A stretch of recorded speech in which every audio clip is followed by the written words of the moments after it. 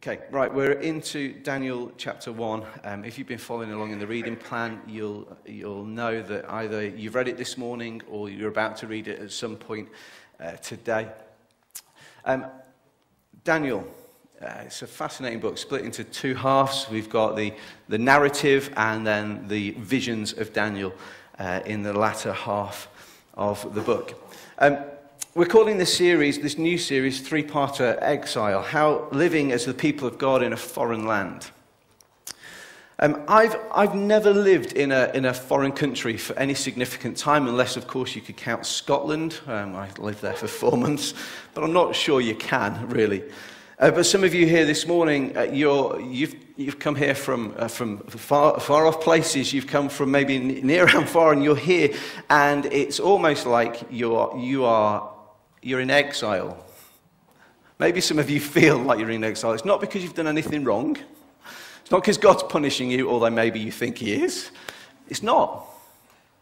You're here because you've come to work, you've come to study, you've come to learn, you've come to just be a part. I wonder what it was like when if you've never been to the UK before, and you landed at Heathrow or Gatwick, wherever it was, and you walked through those gates, met by a completely different culture and a completely different system and way of doing things. You know, we queue.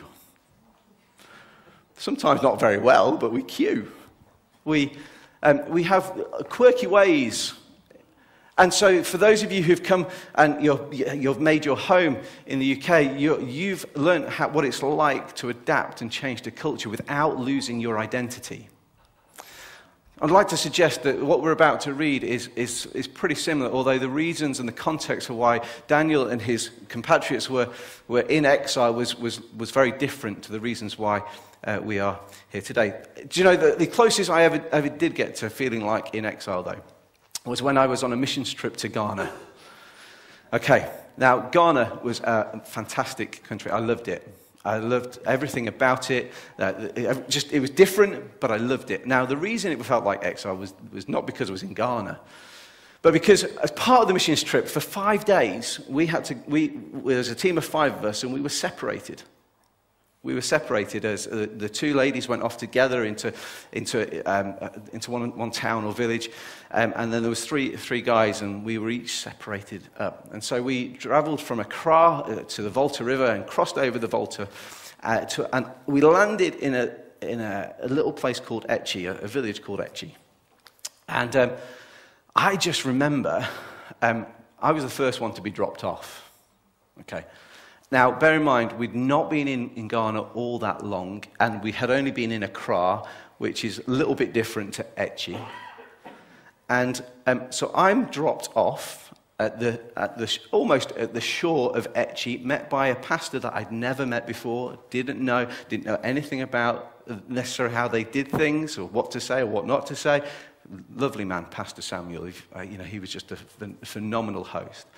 But here I was, a white, young British guy in the middle of a village in Accra where customs and culture was so different. I had to learn very, very quickly. Now, it would have been a little bit odd had I started to act like one of the Ghanaians. However, I need to learn how to adapt to their culture and the way of doing things so not to offend without losing any sense of identity. Because I was still 19-year-old Brit in the middle of Ghana on mission, thinking that I could tell them something about how to do mission. I mean, it's ridiculous, isn't it? Church of Pentecost, they've got a membership of over 2 million people across the globe, I believe, and have just seen phenomenal growth. And so I kind of learned a few things. But that was really the only time that I've ever come close to feeling so out of my depth and so culturally unaware was when I was in Etchi, in Ghana. Maybe some of you feel like that this morning. Maybe some of you have felt like that in your workplaces, in your universities. You feel like you're just out of place. Because the issue is not for the Christian, is not necessarily where we are, but it's that we now have a different value system and a different culture that actually transcends any culture that we are a part of. So the culture of the kingdom, if you like, sits above and beyond and is to invade the culture that we find ourselves in, because as followers of Jesus, that's our new identity as the people of God. Is that making sense? So the culture of the kingdom is not then to be influenced by the cultures around us, but the culture of the kingdom is that we influence the culture around us. So the question that we really want to answer this morning is, how do we live for Jesus in a world that has turned against him? How do we live for Jesus? How do we remain faithful to Jesus in our workplaces, our universities, the places where you're going to find yourself tomorrow morning? How is it that you live a life of faithfulness to Jesus in those places when everything about the culture is wanting you to compromise? I don't know whether you found that or not. But actually, everything about our culture, the way that we do it, oh, well, you just cut a corner, it's okay. Or you don't really need to do it that way, you can do it this way. Or the pressure to conform to the patterns of the world, they're common to us all, aren't they? Please tell me that it's not just me that feels those pressure. Otherwise, I think we need to swap places. Listen, we all face those pressures of life, the pressures of our culture to try and conform. So how do we do it? How do we live in such a way that says we are secure in who we are and we live a life that is faithful in the face of a culture that says you don't need to live that way, or you've got to live the way that we do, even though we wouldn't necessarily express it that way. So the book of Daniel, as I mentioned earlier, is split into two halves. The first is the narrative detailing the life of Daniel and his three friends, Shadrach, Meshach, and Abednego. The second is made up of apocalyptic visions, which were to serve as encouragement in the context of the people of Israel, of God in exile. There's a verse that hope deferred makes the heart sick in Proverbs, and Daniel's visions gave hope for a better future. Daniel's visions stirred something in the people that gave them hope that that present time in exile wasn't all that they were going to experience, but there would come a time where God would renew all things and would restore all things, and that they were back in their land and they're back in relationship with God, that the future was better. The Bible, the Dictionary of Biblical Imagery notes this with regards to what's happening in Daniel. What emerges in Daniel is a picture of a minority group with a few rights, always threatened with the imposition of pagan practice from the surrounding culture, always vulnerable to the superior power of the surrounding political structure, always longing to get back to the homeland. Whilst I believe this is true, and the longing for home is understandable, the narrative of the young youths show that how God's people should live as exiles in a world that is not their home. You see, Hebrews 13:14 talks of this place, this land, this city not being our home. We are destined for elsewhere. We are destined for habitation with God. We're destined for the new heaven and the new earth under his reign, his rule, as part of his kingdom. So when we put our trust in Jesus, we're transferred from one kingdom to another kingdom. Yet in the middle of the here and now, we still live as part of this culture that surrounds us. Yet something has changed, because we no longer are to live by the pattern of this world, but be transformed by the renewal of our minds, so that we live according to the pattern of the kingdom. So if we ever feel uncomfortable in our places, in our work, in our universities, in our homes, in our colleges, wherever it is that we find ourselves, if we find ourselves uncomfortable with the culture, guess what? It's because you're not designed to conform with that kind of culture. Because something has shifted in us that says, I now conform to the patterns of the kingdom. My culture, my values are different. So Daniel and his friends paint a wonderful, if not difficult, picture of whole life discipleship, which through following Jesus in all of their life, the whole life discipleship is the issue of following Jesus in all of our life, that we're shaped through the difficult and challenging circumstances that we find ourselves in. Often we want God to take us out of the place where he's placed us. How many of you have prayed, God, if only I could change my job? Or if only you could remove my boss? Jack. If only, God, if only I could change and this situation would be my life would be so much easier, it would be so much better. Oh, God, if only. However, what if? What if through your difficult boss, God is wanting to do something in you that he couldn't otherwise do? What if God, through your difficult colleague, is wanting to shape you in such a way that he wouldn't be able to do unless your colleague was working with you? What if God himself has placed you in that difficult work environment, not to be conformed by it, but to shape it? What if? And I just wonder whether in our desire to move out into something better, we miss what God is actually wanting to do right where we are. Now, it doesn't mean to say that you should never seek to move jobs. It doesn't mean to say that you shouldn't pray for your boss to change. But what is God wanting to do in the middle of all of that? I believe he's wanting to shape us to become better disciples of Jesus. Are you with me so far? Okay, so let's read Daniel chapter 1. In the 3rd year of the reign of Jehoiakim, king of Judah, Nebuchadnezzar, king of Babylon, came to Jerusalem and besieged it. And the Lord gave Jehoiakim, king of Judah, into his hand with some of the vessels of the house of God. And he brought them to the land of Shinar, to the house of his God, and placed the vessels in the treasury of his God. The king commanded Ashpenaz, the chief eunuch, to bring some of the people of Israel, both of the royal family and of nobility, youths without blemish, of good appearance and skillful in all wisdom, endowed with knowledge, understanding, learning, and competent to stand in the king's palace, and to teach them the literature and language of the Chaldeans. Interesting, isn't it?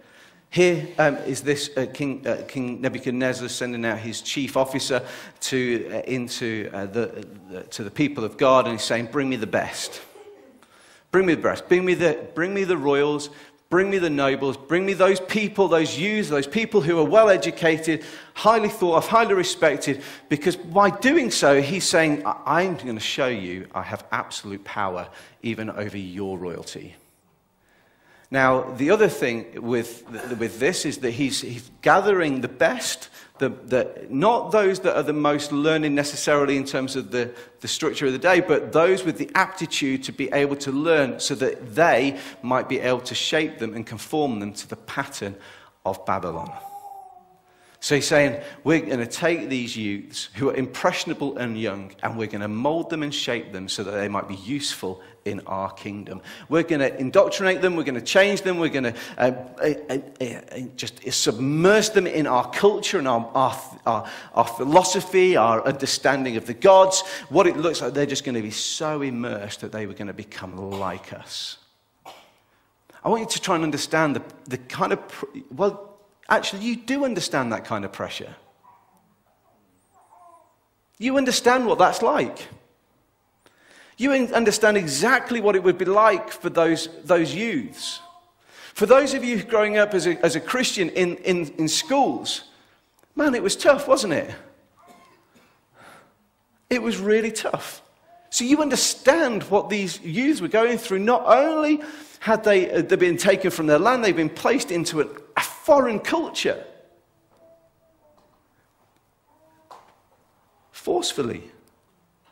Against the will.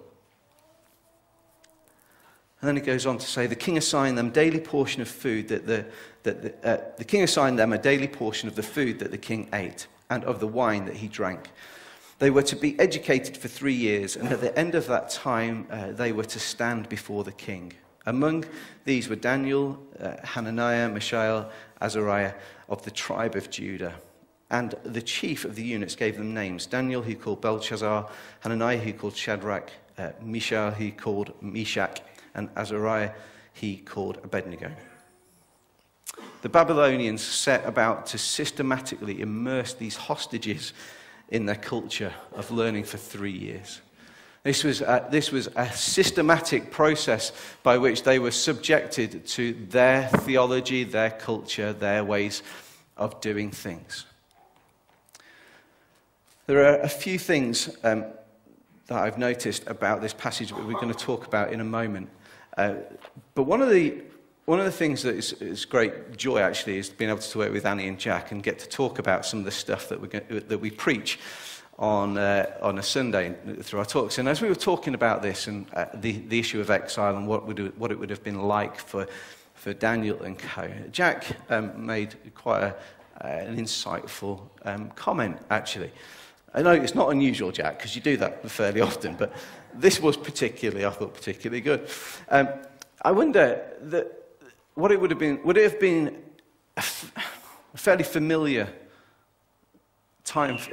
situation for them?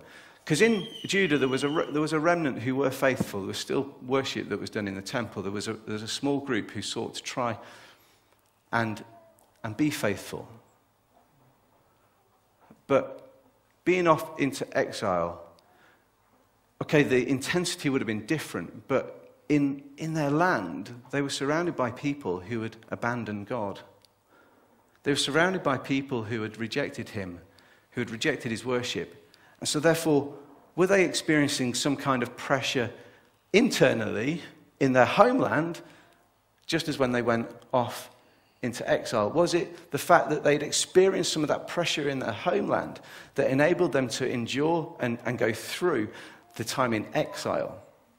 I wonder what it would have been like for young Daniel. Would it have been the same? Would it the background of his life and his upbringing, would that have given him some kind of head start going off into exile to live the way that he did in Babylon? So how did Daniel remain faithful to God in a foreign culture? First of all, it was Daniel's resolve.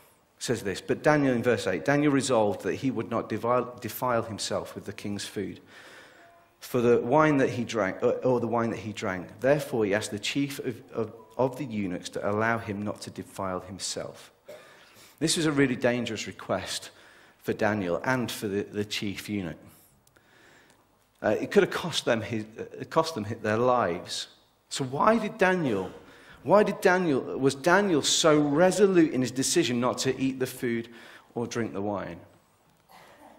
Well, Daniel was a Hebrew. He was schooled in the ways of following Yahweh, following the Lord. He was a nice boy. He was the kind of boy that parents wouldn't mind their daughter marrying. All right? As a dad of 2 girls, that's something for me to say. All right? He's a nice lad. Well-raised, well-educated, well-schooled. And so Daniel, in the presence of the peer pressure that he's encountering, says, do you know what? All due respect, I'd rather not drink the wine. Besides, I'm under 18, and I don't want to eat your food. So there was something about the food and drink that was troubling Daniel. Now, the likelihood is that in that time, in that circumstance, the food would have been offered to idols, not outside necessarily outside the kitchen, but even around as they were eating, there would be all kinds of offerings. And so Daniel, just courage of his convictions, said, do you know what? I'm going to resolve that I'm not going to defile myself by partaking of your food. No offense meant, but this is just something that I cannot do. He was resolute. He resolved in his heart that he wouldn't do this. You see, Daniel could be surrounded by the culture, but he wouldn't ingest the culture. You see, we can be surrounded by the culture, but it doesn't mean to say that we need to take it on board. We can be submerged in a culture that's foreign to us, but it doesn't mean to say that we need to eat it and drink it and live it out. We can be surrounded by a culture and be faithful to what God has called of us and asked us to do. Despite the best efforts of the Babylonians to strip Daniel and co of their identity, they could not. They couldn't strip them of their identity as the people of God, as people who have got God's chosen people. They were sure of who they were. I believe that's why Daniel could make this resolute claim, this resolute stance to say, I am not going to defile myself by engaging with your culture in a way that will dishonor God and defile me. You see, we live in a world where there's going to be so much pressure to conform. But like Daniel, do we need to make a resolute decision? I'm going to love the environment that I'm in. I'm going to love the people, and I'm not going to allow the culture to defile me. I'm not going to allow the culture to even define me or to change me. But I'm going to remain resolute in who God has called me to be, in my identity as a child of God. Remain resolute. Actually, I think that is the key principle. If you go away with nothing else this morning, go away with that as a key principle. That it's not good intention that enables us to remain resolute and to stand firm and be faithful. It's intentional resolve to live God's way. It's an intentional stance saying, I'm determined. I've determined in my heart that I've set my course before God, and I will live his way, follow him, determined to do so in his power and his strength. Because God was all over this, giving his strength and his wisdom and his power, enabling Daniel and his friends to remain resolute. Then there was Daniel's trust. It says, and the chief of the eunuchs said to Daniel, I fear my lord the king, who assigned your food and your drink. For why should he see that you are in worse condition than the youths who are of your own age? So you would endanger my head with the king. Then Daniel said to the steward, the steward of whom the chief of eunuchs had assigned over Daniel, Hananiah, Mishael, and Azariah, test your servants for 10 days. Let us be given vegetables to eat and water to drink. Then let our appearance and the appearance of the youths who eat the king's food be observed by you, and deal with your servants according to what you see. So he listened to them in this matter and tested them for 10 days. And at the end of the 10 days, it was seen that they were in better appearance and fatter in flesh than all the youths who ate the king's food. So the steward took away their food and the wine they were to drink and gave them vegetables. Interesting. Daniel wasn't just playing a kind of Babylonian roulette with his faith. He wasn't putting God to the test. He was just demonstrating that he had absolute trust in God for his provision and his welfare. He was determined that he was going to trust God and follow him, even in regard to something that many of us would see as simple as food. Now, Daniel's request, I wonder whether the Babylonians thought, that is just mad. You're being offered, please don't get under any impression that Daniel would have been sat around the table, having a laugh with King Nebuchadnezzar. It doesn't strike me the kind of guy that you'd want to sit around a table and have a laugh with. It wasn't that kind of pattern. It was the scraps from his table that would have been given to Daniel and his friends. It was the leftovers. The bits that were set aside, a ration portion. Oh yeah, they can have those. So don't get any impression that this was a cozy little get-together. It wasn't. But Daniel would rather eat vegetables. The word here that's used is actually to do with little bits of grain or little bits of seed that's found in the wild, not as part of the king's palace. So it was effectively cereal grains that could be ground, mashed, and cooked in water to produce a porridge-like substance. And this could therefore involve the same amount of ration as referred to in verse 5, but it was prepared by them. Was it prepared? I'll get that out eventually, but it was prepared by themselves rather than in the king's kitchen. So this wasn't like even your nice carrot the carrots that you get from Sainsbury's or Aldi or Tesco or wherever it is that you shop. It wasn't, the nice bits of fruit that you find that we would eat. This was just roughage. This was stuff that wouldn't give you any sustenance or any strength whatsoever. But Daniel just demonstrated an absolute trust in God that God will provide. And God is our sustenance. You see, so when it talks about his skin and his appearance, it was that his skin would be like that of a youth, not all like... You fill in the gap. You get what I'm saying? It's like wrinkled or just drawn. He was in good shape. He was in good health. And Daniel wouldn't compromise his values to fit in. He just demonstrated this absolute overriding trust in God. That God will provide. He wouldn't compromise his values. I don't know, maybe like me, you can recall the times where you've compromised your values. And we're hearing of Daniel, and he just seems like an absolute superstar, doesn't he? Like, this guy can seemingly do no wrong. Sometimes, in life we may have done things that have seemingly compromised our value system.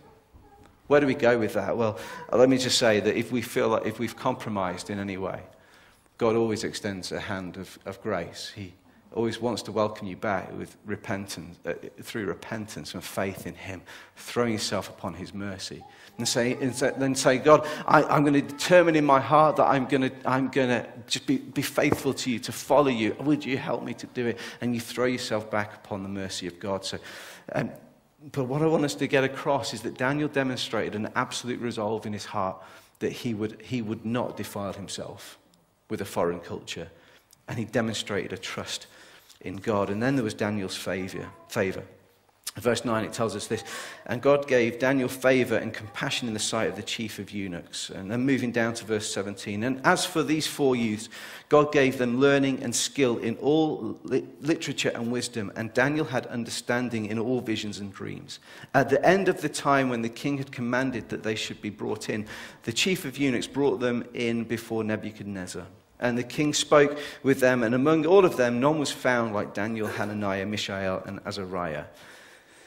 Therefore they stood before the king, and in every matter of wisdom and understanding about which the king inquired of them, he found them 10 times better than all the magicians and enchanters that were in all his kingdom. And Daniel was there until the 1st year of King Cyrus. The favor of God didn't come about just like that, as if God just said. It came through obedience. It wasn't coincidence. The favor of God was about Daniel's obedience, not coincidence. And by living God's way in Babylon, they stood out, which was dangerous because of it was dangerous for them to do that, but it was their obedience to God that poured out their favor. They were given, actually, as you read chapter 2 and chapter 3 and beyond, you see that they were given increased responsibility. And that God's name was glorified.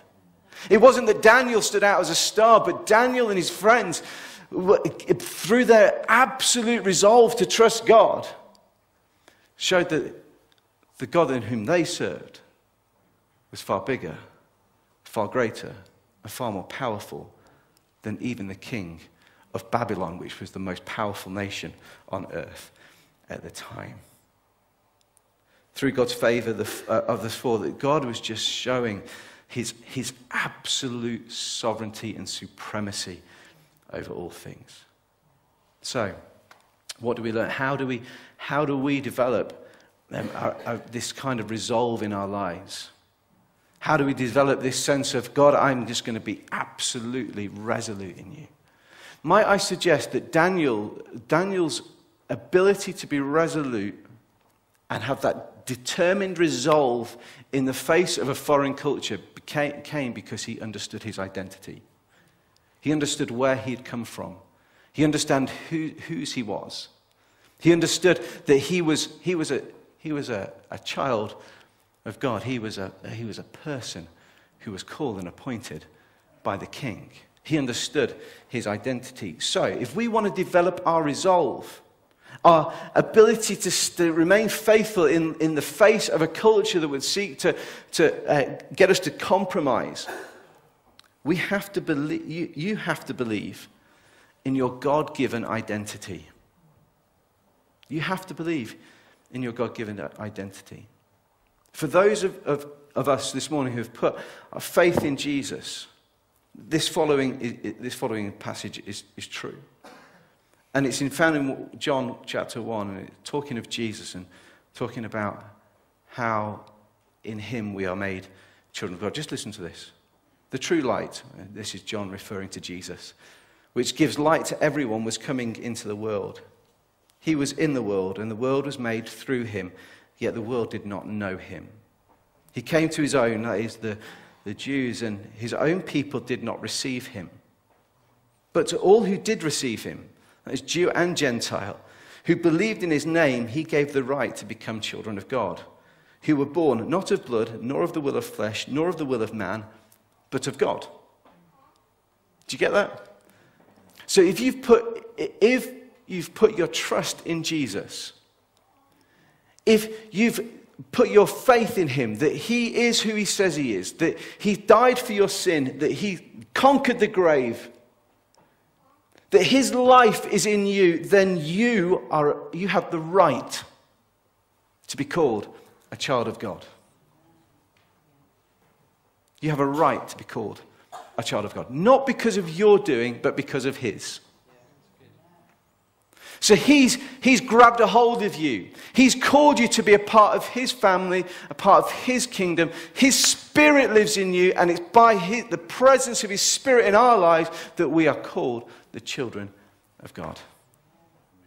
So your ability to build a resolve in face of the culture that we find ourselves in is based in your identity in Christ, in who you are in him. And as he works in you, he shapes the culture and the values of the kingdom as you grow in maturity and understanding of him. See, I believe that if we want to get to grips with our identity, then we need to really be a people of the book. We want to understand who it is that we're serving and who it is that we love. We need to be a people of the book. Now, I say this not to put just please, just read it. Read it. Read it and pray. Read it in community. Read it together. Read it anywhere. Read it on the bus. Read it on the train. Read it as you walk into university. Read it wherever you find yourself. Listen to it in the car. Be a people of the book. Because if we want to understand our identity, it doesn't just come by like blinding revelation. It comes through revelation, but it comes through the book. These pages give us just a wonderful just ability to understand who God is. And to love him and be found in him and be shaped by him. As we read it and ingest the values of the kingdom, there's something shifts in us. That we grow in our identity. Can I suggest that if we're feeling insecure about our identity, it's because we've shifted, not God. It's because we've neglected the disciplines. We've moved away from the values of the kingdom and maybe begun to compromise in areas. It's not that you're not a child of God, it's just that you're feeling insecure about your identity because you've shifted away from the things that God has given to us as a gift in order to shape that stuff in us. Is this making sense this morning? So if you've confessed your sin and humbled yourself before God by accepting that Jesus died for your sin, then through faith you have become a child of God and you are safe in his hands. Paul in Ephesians wrote this, but God being rich in mercy, because of his great love with which he loved us, even when we were dead in our trespasses, made us alive together with Christ.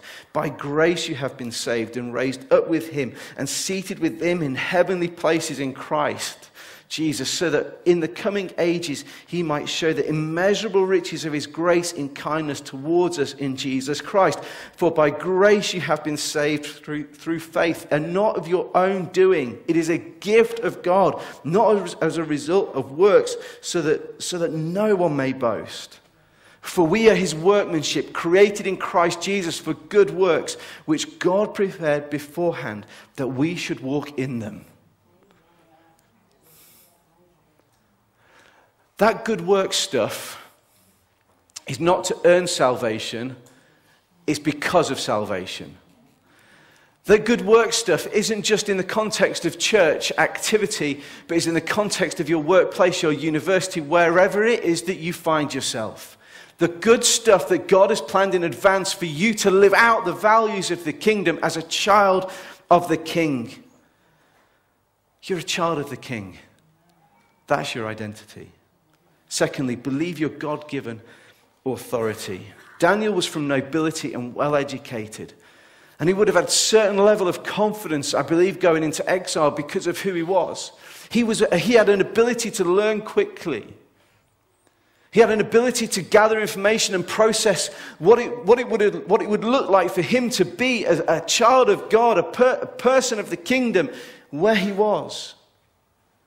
So if we want to understand our authority, it comes as a delegated authority through Jesus. We have no authority in our own right. We get that, right? We have no authority that says, I'm Ian, therefore I can do what I please. I can say what I think, or it's not that kind of authority just because, it might have senior pastor on the door. Or because you hold some kind of position on a board or an executive or a managing director or what. It's not that kind of authority. It's an authority that is born out of being a child of the King that says, do you know what? I am confident in who I am because I'm a child of the King, and therefore I'm going to stand firm. And I don't need to give in to culture's pressure. I don't need to give in to the environment around us because I'm a child of the King.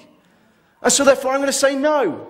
When you want me to fiddle my taxes, or you want me to lie on my timesheet, or you want me to lie for you because you had half an hour over your lunch hour, and you're trying to blag it with your boss, I'm not going to do those things because I'm a child of the King and I'm a person of integrity. And I can say no. I can say no.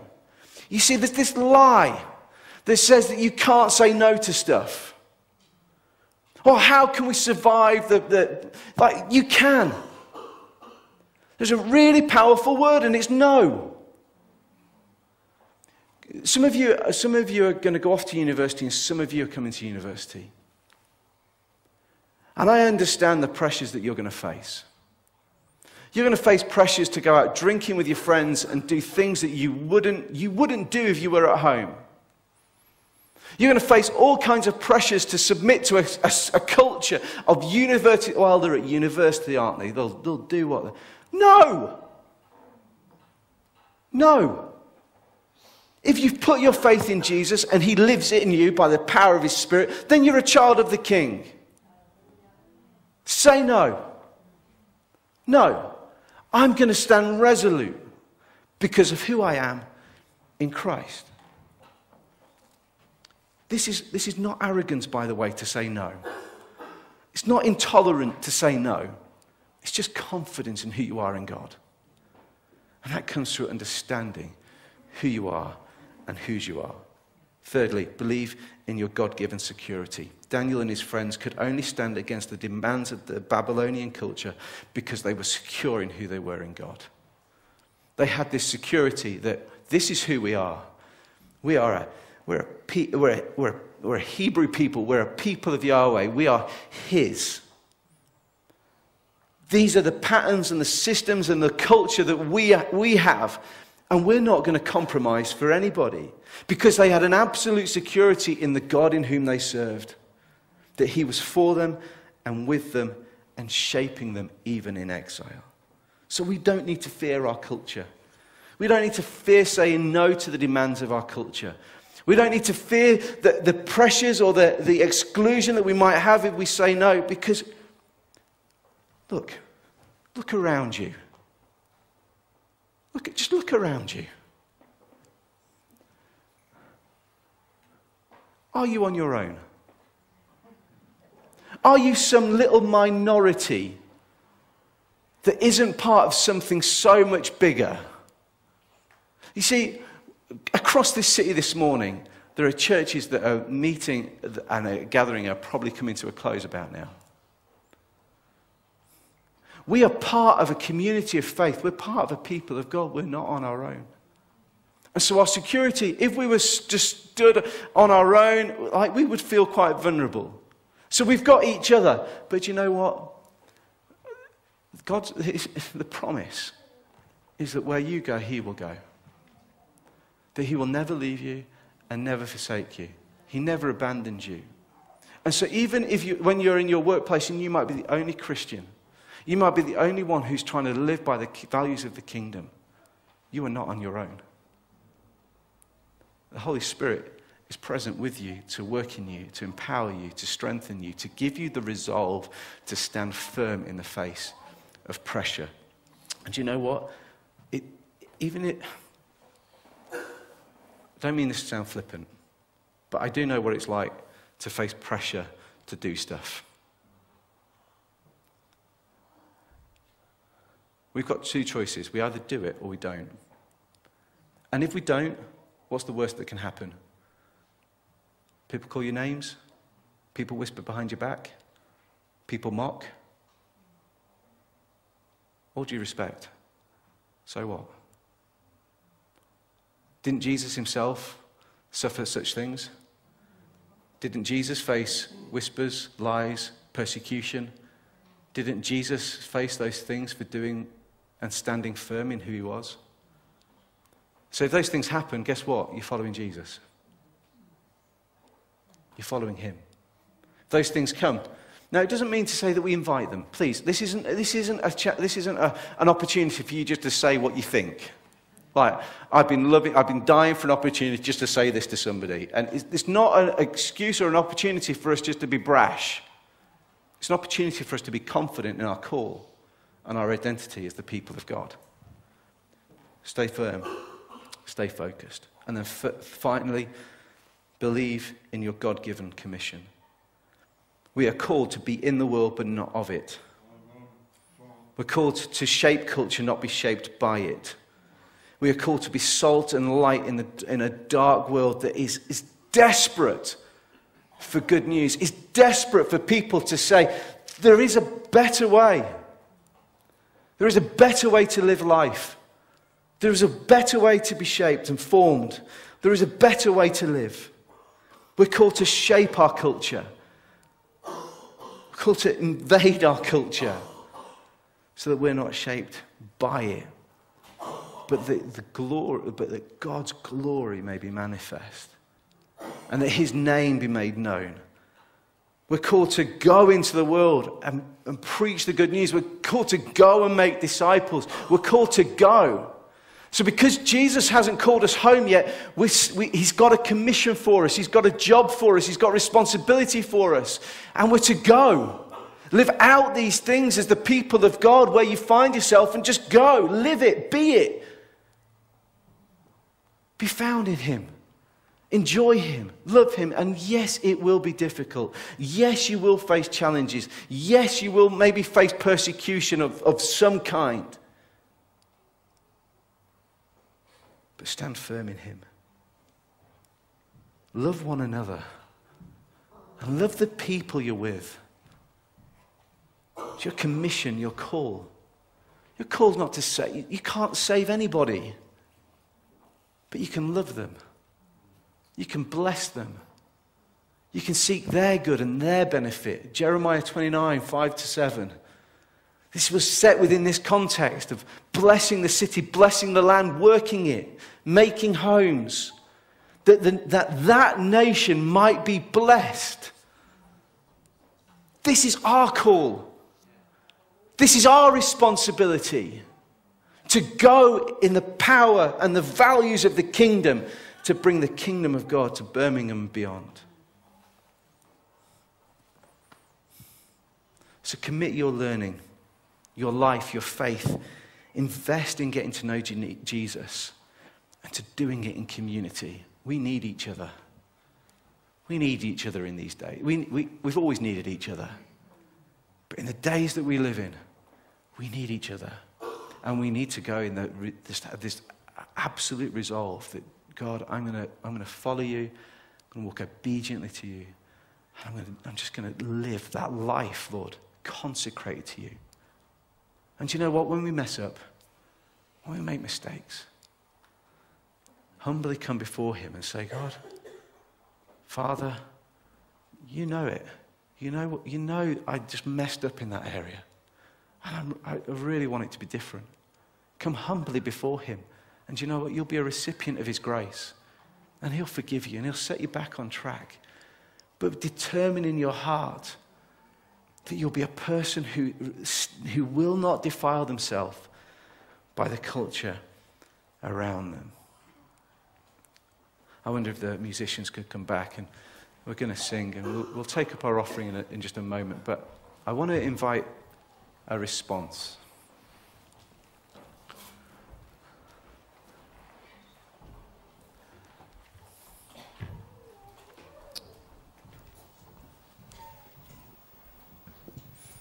And I wonder, like Daniel,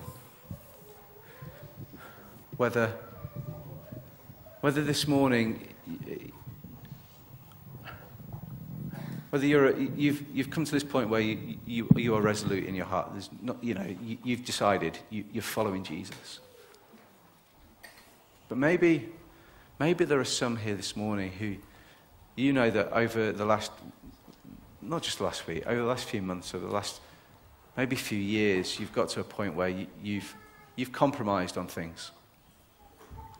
You've compromised. I'm not talking like criminal acts. I'm just saying, there's just values of the kingdom that you've compromised on, and you thought, you know what? This morning you've heard this message and you've heard about Daniel's resolve. So I'm not going to defile myself with the culture around me. Maybe this morning that's you, and if you this morning want to say, respond to God and to respond to his message, say, do you know what? From this day, Jesus, I'm making a decision, I'm making a choice, I'm making a call to be absolutely resolute in my faith. Absolutely determined in who I am in you. I'm going to search after you, follow you, love you. If you want to do that, if you want to signal not before me, not to me, but to the God in whom you serve, that God, I'm serious about this stuff, then as we sing, I'd invite you to stand. I'd invite you to stand to your feet and begin to pour out your heart to God. Don't make promises rashly. Think about this. But my prayer is that we're a church who are absolutely determined and resolute in our faith. It says we will not conform to the culture around us, but we will seek to bless our city and love our city so that the name of Jesus might be made famous. So in a few moments, I'm going to ask Jack if you'd lead us in song, and if that's you, if you feel like you want to respond to God, respond to the message, then I just invite you to stand where you are as we sing this song, and then we'll draw to a close.